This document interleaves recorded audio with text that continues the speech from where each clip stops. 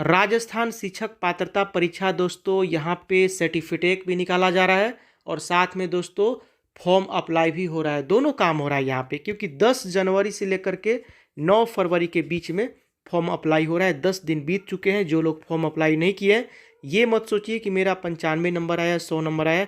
आप भी form apply कीजिए।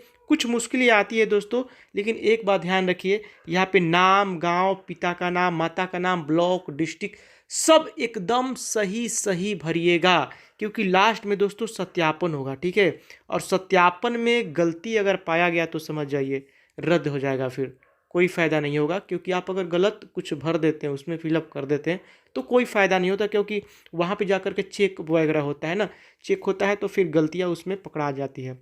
अब यहाँ पे देखिए, पहले क्या था कि एडमिशन डेट पूछ रहा था आपका सबका, तो उसको हटा दिया गया, केवल बीएड वगैरह का पूछ रहा है। बाकी पासिंग ईयर जो है, यहाँ पे पासिंग जो है डेट जो है वो आपके मार्कशीट पे मिल जाएगा। आप चाहे तो वहाँ पे देख करके इसमें डाल सकते हैं। नहीं पता है अगर, तो जाकर के आपका बीएड जैसे आप किए हैं तो कॉलेज में जाकर के पता कर सकते हैं।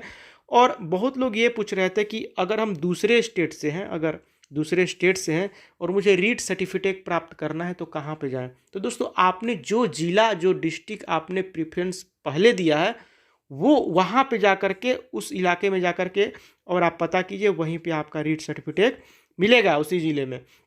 अब यहाँ पे देखिए, दूसरी बात कि अभी अभी देखिए एक नोटिस आया है, कट ऑफ कितना जाएगा वो भी हम बात करने वाले हैं। सारी बातें, कुछ बातें और भी है। अभी एक नोटिस आया है, देख सकते हैं कि राजस्थान सरकार गृह विभाग की तरफ से, और यहाँ पे पदों को बढ़ाने को लेकर के भी लोग, आज हमने सुना कि सांसद को यहाँ जो आवाज़ उठा रहे हैं और गए हैं पदों को बढ़ाने को लेकर के बात किए हैं। देखते हैं क्या होता है। यहाँ पे एक आदेश जो आया है, वीकेंड लॉकडाउन को लेकर के आदेश आया है कि अब दोस्तों आपको फर्स्ट डोज और सेकेंड डोज दोनों आपका पूरा होना अनिवार्य रहेगा। ठीक है, शादी विवाह में केवल 100 लोग आपको आमंत्रित रहेंगे। ये बातें अभी अभी आज ही का है ये। और जो वीकेंड लॉकडाउन है, शनिवार रात्रि 11 बजे से सोमवार सुबह 5 बजे तक लगेगा। ठीक है, और प्रतिदिन रात्रि 11 बजे से 5 बजे तक रात्रिकालीन कर्फ्यू, यही मतलब नाइट कर्फ्यू रहेगा। यही बातें कही गई है। और उक्त आदेश दिनांक 24 जनवरी 2022 से प्रभावी होगा। ये अभी अभी दोस्तों 1 घंटे पहले ये आया है अपडेट गृह विभाग की तरफ से, राजस्थान सरकार की तरफ से। तो मतलब जो भी यहाँ पे लिखा गया है ना, चाहे तो आप थोड़ा सा इसको रोक करके देख सकते हैं।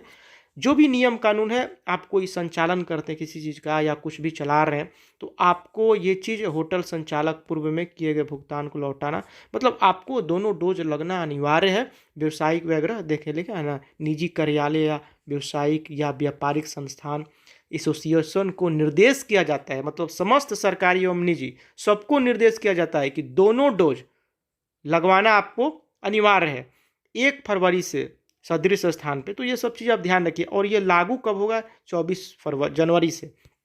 तो ये अभी अभी देखिए यहाँ पे डेट दिखा है 20 जनवरी, आज का डेट है। तो ये सब आज वीकेंड को लेकर के एक थोड़ा सा संशोधन किया गया था। तो प्रीफ्रेंस में देखिए, आप जो भी प्रीफ्रेंस दिए हैं या देंगे, मतलब, तो देखिए जो मेरिट बनेगा ना, वो राज्य स्तर पे बनेगा। ध्यान दीजिएगा, मेरिट आपका राज्य स्तर पे बनेगा। और यहाँ पे अब ये मत सोचिए कि यार मतलब मेरा 95 आया है, 90 आया है, इतना आया उतना आया है। सर्टिफिकेट जाइए और ले लीजिए, सर्टिफिकेट लीजिए और फॉर्म भी अप्लाई कीजिए। मेरा अगर मानिए तो फॉर्म अप्लाई कीजिए, क्योंकि देखिए कुछ कहा नहीं जा सकता किसका होगा किसका नहीं। बहुत लोग सोच रहे हैं कि हम तो देख रहे हैं मार्कशीट ज़्यादातर 132 वाले दिख रहे हैं, 134 वाले दिख रहे हैं, 135 वाले दिख रहे हैं। मान लीजिए किसी का 110 आया है, तो कौन शेयर करेगा भाई?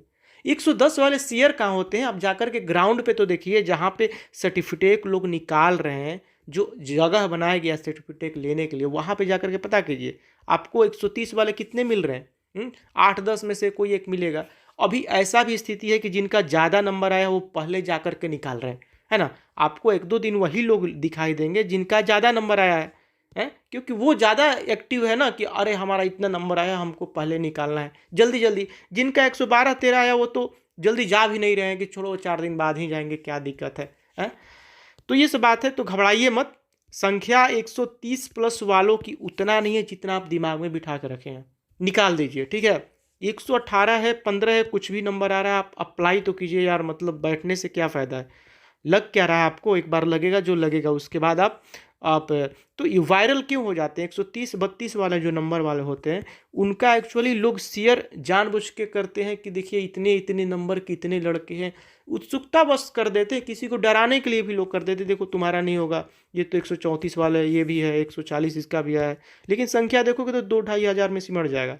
तो ऐसा नहीं सोचना चाहिए, कौन जानता है किसका हो जाएगा। फाइनल मेरिट के आधार पर लास्ट में चयन किया जाएगा और देखा जाएगा किसका कितना नंबर है, उसके आधार पर आपका बनेगा, मेरिट बनेगा इसका, ठीक है। काउंसलिंग के वक्त देखिए आप जो कुछ भी अभी फॉर्म अप्लाई कीजिएगा, नाम, पता, date, email ID, phone number, अपना जो भी एड्रेस, डिस्ट्रिक्ट वगैरह जो भी डालिएगा ना, एकदम सही सही दोस्तों डालिएगा, कुछ भी उसमें बढ़ा चढ़ा के मत डालिएगा, या जो कुछ नहीं समझ में आएगा पूछ लीजिएगा किसी से, पूछ करके ठीक से। कैफ़े वाले आपको सही सही वहाँ पे एक्चुअली उन लोग को आदत रहता है, तो वो लोग सही सही आपको करके बता देते हैं, और खुद से भी देखते रहिए, पता चल जाएगा। कुछ सवाल थे लोगों को, देखिए जैसे कि ये वाला आपको पिता के नाम, निवास स्थान एवं आय के आधार पर वर्ग में नहीं होने पर नवीनतम प्रमाण पत्र प्रस्तुत करना होगा। तो इसको भी चाहे तो आप पॉज करके रोक के देख सकते हैं। महिला बहुत सारी पूछ रही थी कि मूल निवास मेरा बनेगा तो कहाँ का होगा, पति का या पिता का, तो यहाँ पे पिता के नाम, निवास स्थान के आधार पर जारी पता प्रमाण पत्र प्रस्तुत करना होगा। ये बात निकल के आ रही है सामने, इस पर एक संशोधित बनाए। देखिए पदों को बढ़ाने को लेकर के भी लोग सवाल उठाए थे, और आज कुछ सांसद सुनने में आ रहा था कि गए भी थे पद बढ़ाने को लेकर के, माननीय मुख्यमंत्री जी से उनकी बात भी हुई थी। अब देखते हैं क्या होता है। उनका कहना था पटवारी में बढ़ गया तो हमारा भी बढ़ा दीजिए, सही बात है यार। और देखिए यही वाला जो नोटिस था ना, इसमें दिखाई नहीं दे रहा है, ये मूल निवास को लेकर के, महिलाओं को लेकर के था। तो ये यहाँ पे दिया तो गया था कि पति के नहीं, पिता के आधार पे बनेगा, ठीक है। यहाँ पे लिखा है ना, पिता के नाम, निवास स्थान के आधार पर जारी जाति प्रमाण पत्र प्रस्तुत करना होगा। साथ ही आर्थिक रूप से कमजोर वर्ग की विवाहित महिला अभ्यर्थी को सक्षम प्राधिकारी द्वारा जारी आर्थिक रूप से कमजोर वर्ग का प्रमाण पत्र प्रस्तुत करना होगा। तो यही सब बात है। कट ऑफ की जहाँ तक बात की जाए दोस्तों, आपका लेवल 1 की अगर हम बात करें तो 123, लेवल 2 की भी हम बताएंगे, कल एक बनाएंगे सेपरेट वीडियो जिसपे सब्जेक्ट वाइज हम एनालिसिस करके बताएंगे। 123 प्लस में आपका जनरल का मुझे लग रहा है 123-24 तक। बाकी आप फॉर्म फिलअप करने से पीछे मत हटिए। क्या लग रहा है यार, मतलब इतने दिनों से आप पीएटी के एग्ज़ाम मतलब तैयारी किए, लास्ट में ऐसे होप करके आप छोड़ देने से क्या है, कम से कम एक होप तो लगा रहेगा। और हो यही बात है, देखिए अभी क्या है ना कि इसके डेट अभी देखिए 9 फरवरी तक दिए हैं, ठीक है, फॉर्म अप्लाई करने के लिए। और यहाँ पे क्या है ना कि रीट सर्टिफिकेट लोग लगातार जा कर के जा रहे हैं, अभी समय है ना, तो जा रहे हैं, तो पहले वही लोग जा रहे हैं जिनका ज़्यादा नंबर आया है, इसलिए अब जाइएगा। अभी 1-2 दिन के बाद जा कर के पता कीजिएगा रीट जहाँ पे सर्टिफिकेट मिल रहा है, तो कम नंबर वाले धीरे धीरे पहुँचने स्टार्ट हो जाएंगे। घबराइए मत, धीरे धीरे जाइए, पता चल जाएगा। अभी ये 117 है जैसे कि, तो आप धीरे धीरे पहुँचिए वहाँ पे, पता कीजिए, पता चल जाएगा। और यहाँ पे देखिए वायरल नहीं करते हैं लोग ना, 112 का कौन शेयर करे, 110 नंबर आया है कौन शेयर करेगा भाई, आप समझो ना, बात को समझो। 130 आएगा तो आप शेयर करोगे 5 लोगों को, वो 5 लोगों को शेयर करेंगे, वो 5 लोगों को करेंगे, तो ये पता चल जाता है। ज़्यादा नहीं है इनकी संख्या, 2-2.5 हज़ार के करीब है, टेंशन मत लीजिए। बाकी तो वही 122-23 से ऊपर वाले ही मिलेंगे आपको, 122 से 30 वाले चांस बन रहे हैं। आप होप मत छोड़िए, हाँ होप मत छोड़िए दोस्तों। और जो कुछ भी प्रॉब्लम्स क्या होती है कि थोड़ा बहुत समझ में नहीं आता है, तो धीरे धीरे लोग अप्लाई कर रहे हैं, और उसमें कोई खास नहीं है। देखिए मैट्रिक का आपका कितना नंबर 10th में आया था, कितना 12th में आया था, कितना मार्क्स बन रहा है आपका, और किस कॉलेज से किए थे, परसेंटाइल क्या है, और यही सब पूछ रहा है। बीएड बीएसटीसी में आपका कितना आया है, अगर आप लेवल 2 से हैं तो ग्रेजुएशन में कितना आया है, 10% उसका, 90% आपका रीट का, और रीट में कितने नंबर आए ये पूछेंगे। बाकी आपसे ये नहीं कहेगा कि रीट सर्टिफिकेट इसमें अपलोड कीजिए, कोई भी देखिए फ़ोटो वगैरह अपलोड करने के लिए नहीं कर रहा है, केवल आपका जो फोटो है ना सिग्नेचर वही मांग रहा है, बाकी आपका कोई स्कैन करके डॉक्यूमेंट नहीं मांग रहा है। इसलिए घबराइए मत, सीधे जाइए, आपको जहाँ से भी आपको आराम पड़े, अगर कैफ़े से है तो कैफ़े में जा कर के आप अपना पोस्ट प्रेफरेंस वगैरह सिलेक्ट करके आप विज्ञप्ति फॉर्म अप्लाई कर दीजिए। कोई टेंशन मत लीजिए, आराम से रहिए, घबराना नहीं चाहिए। प्रमाण पत्र मिला है तो उसका उपयोग भी कीजिए, अपना फॉर्म अप्लाई कीजिए। दूसरे का मत देखिए, दूसरे का बहुत लोग देखते रहते हैं, 132 दिमाग में बैठा है कि 132 आया है, 132 आया है। अरे भाई 132 आया है तो बहुत लोग, हजारों लाखों लोग हैं जिनका 110 आया है। आपका 120 आया है, आप टेंशन में कि मेरा 120 आया है, हजारों लोग हैं जिनका 118 है, 115 आया, 112 है, वो लोग भी टेंशन करे तो मर जाएंगे आदमी। मतलब इतना कौन टेंशन लेता है यार। मतलब आपका मान लीजिए 120 आया, आप टेंशन मरे जा रहे हैं, मरे जा रहे हैं, मेरा 120 आया यार, उसका तो 135 आया, 140 आया, जिनका 110 है उनका क्या। 110 वाले भी तो बहुत है ना।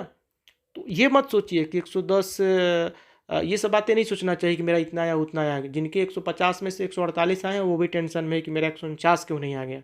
तो टेंशन लेने वाले बहुत हैं, हर तरह के मिल जाएंगे। बिंदास होकर के लाइफ जिए और फॉर्म को अप्लाई कीजिए, जाइए, बैठिए मत, बैठने से कुछ नहीं होता है।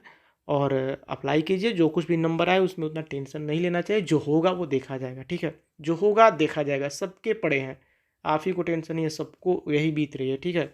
जो 110 है आपसे ज़्यादा टेंशन में है, आप 115 पे इतना ज़्यादा सोच रहे हैं, जिनके 110 है उनका क्या बताइए, है वो तो आपसे ज़्यादा ना है। तो सब ऐसे ही टेंशन करेंगे तो काम कैसे चलेगा।